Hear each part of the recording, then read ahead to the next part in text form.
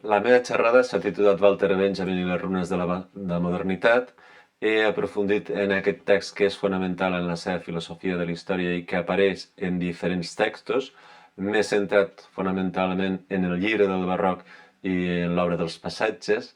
i amb la intenció també de remarcar la, la,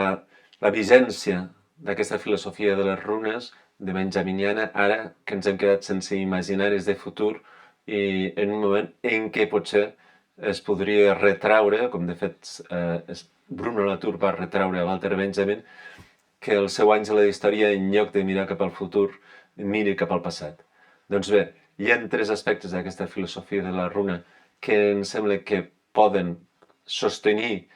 la vigència d'aquesta filosofia de la runa també de cara a les runes del futur, i són, en primer lloc, entendre la runa no només com a objecte d'abstracció, sinó com a objecte de coneixement, com a via de coneixement i d'emancipació front a una modernitat que només s'entén a si mateixa a partir dels avanços, aquesta és la primera, i que ja es veu a l'al·legoria barroca. El segon aspecte seria un concepte alternatiu al concepte de temps històric de la modernitat, perquè aquest temps històric de la modernitat, que és el temps del progrés, és un temps lineal, i en canvi a Benjamin, fonamentalment ja a les imatges dialèctiques, apareix aquest concepte de temps sincrònic en què passat, present i futur s'interpel·len mútuament i que dona lloc al concepte de Zeit.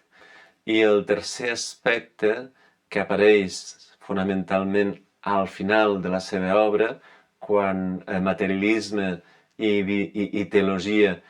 tornen a reunir-se dialècticament,